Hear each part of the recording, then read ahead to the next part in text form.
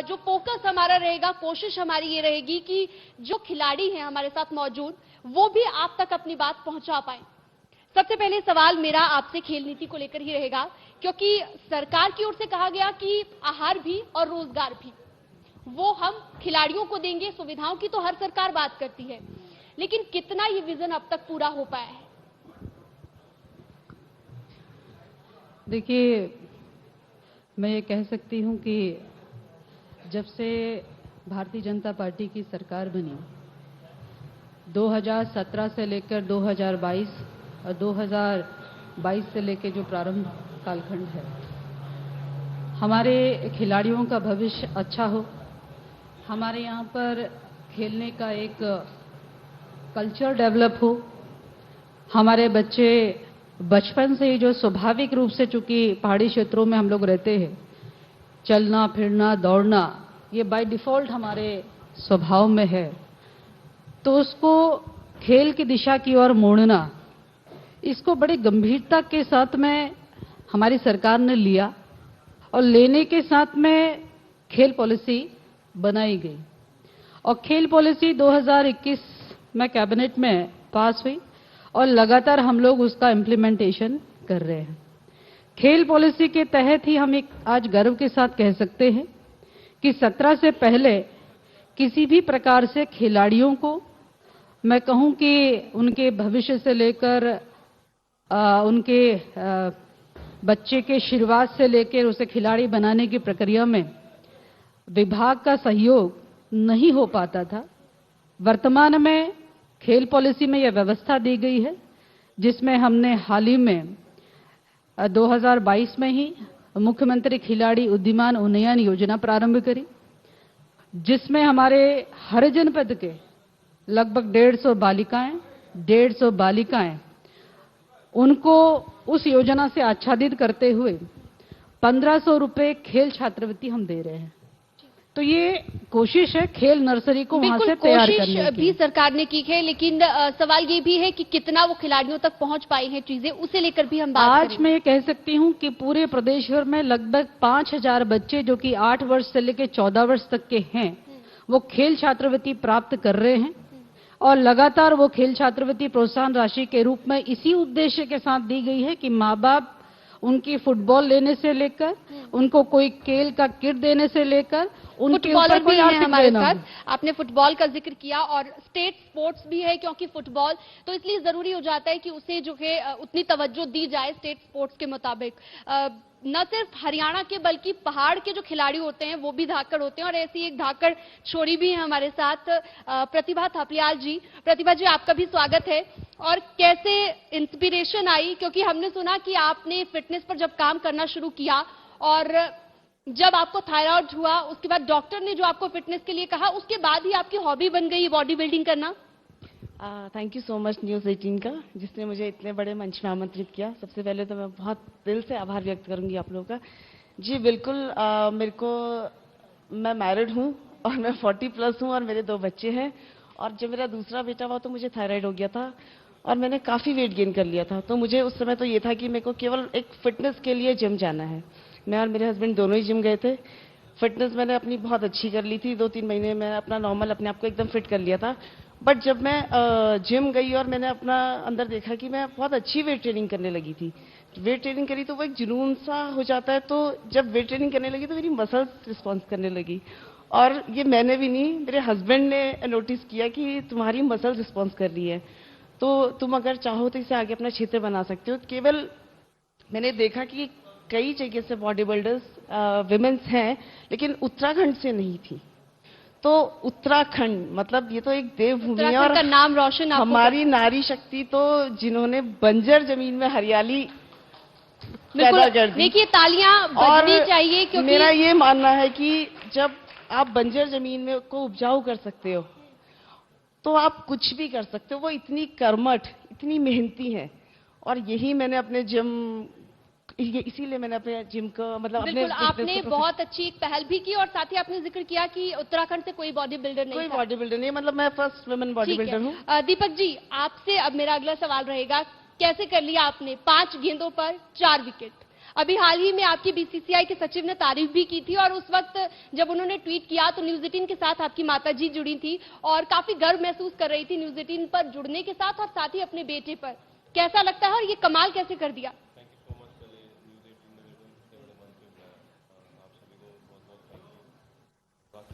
उनकी ऑडियो शायद थोड़ा क्लोज माइक लाइए। आप उनको माइक कर दीजिए जी, अपनी बात पूरी कीजिए। Thank you so much news 18 का इतने बड़े मंच में मेरे को आपने बुलाया। थैंक यू सो मच जितने भी यहाँ पे लोग हैं और थैंक यू जितने भी हमें लाइव देख रहे हैं। बाकी ऐसा कुछ सोच के नहीं था मेरे मन में कि मैं ऐसा कुछ करूँगा, बट ये था कि बहुत पॉजिटिव था और मेरे जितने भी चाहने वाले हैं, मेरी माँ, मेरे जितने भी दोस्त यार, तो सबका था मेरे पे फेथ था, तो वही बस एक बिलीव बना।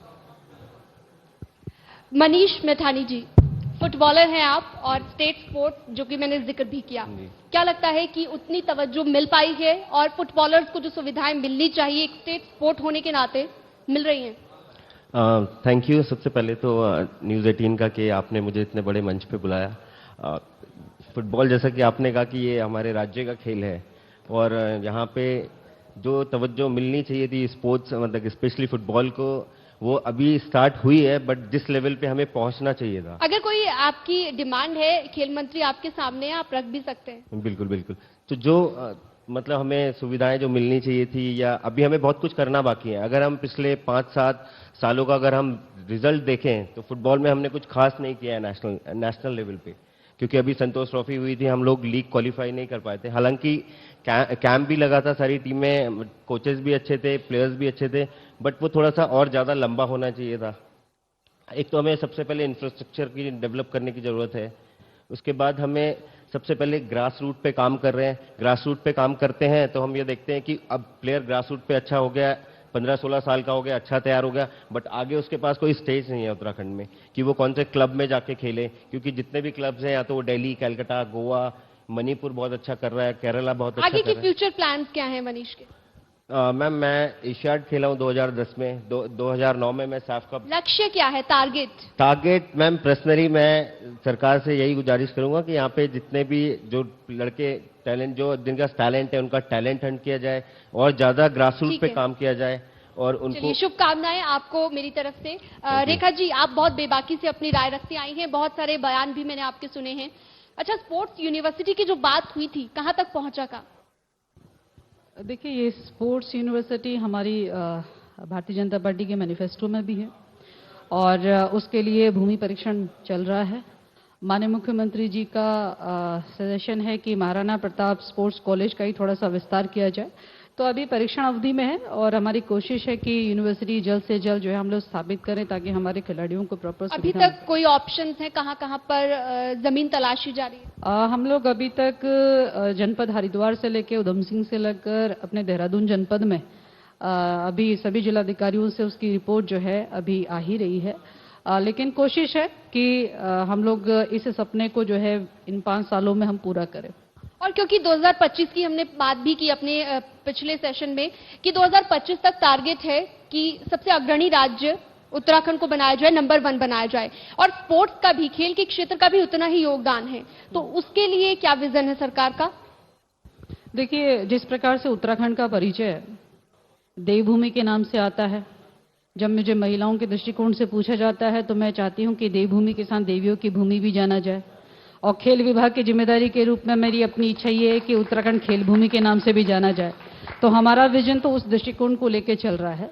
खिलाड़ियों का सबसे बड़ा विषय अथवा अभिभावक का किसी अपने बच्चे को खिलाड़ी बनाने कि अब वो ये कह सके कि अब किसी को इंजीनियर बनना है, किसी को डॉक्टर बनना है, किसी को आईएएस बनना है, किसी को आईपीएस बनना है। मैं चाहती हूं कि माँ बाप अपने बच्चों से कहे कि बच्चे तुम्हें खिलाड़ी बनना है, बिल्कुल, बच्चों और का अपने आपने देश का नाम रोशन करना है, जो अपने प्रदेश का नाम रोशन करना अगर है। स्कूल लेवल से ही शुरुआत इसकी होगी तभी उत्तराखंड की प्रतिभा उस लेवल तक पहुंच पाएगी। तो नौनिहालों के लिए स्कूल लेवल पर क्या किया जा रहा है? देखिए, नौनिहालों को स्कूल लेवल पे हमारी कोशिश, जिस प्रकार से खेल पॉलिसी लेकर आए और खेल महाकुंभ बिल्कुल न्याय पंचायत स्तर से हम लोगों ने प्रारंभ किया, और फिर वो न्याय पंचायत से लेकर ब्लॉक स्तर पे, ब्लॉक स्तर से लेकर जिले स्तर पर, जिले स्तर से लेकर राज्य स्तर पर, इस प्रकार से हमने उन बच्चों को यहाँ तक हम लेकर आए हैं जो बच्चों को आज तक मैं कह सकती हूँ कि हो सकता है कि उन्होंने राजधानी ना देखी हो, लेकिन उन बच्चों ने वो सफरनामा तय किया है। तो इस तरीके से उनको मोटिवेट किया है, एक खेल के कल्चर को डेवलप करने की कोशिश की है। लगातार नगद पुरस्कारों से भी हमने प्रोत्साहन देने की भी कोशिश करी है।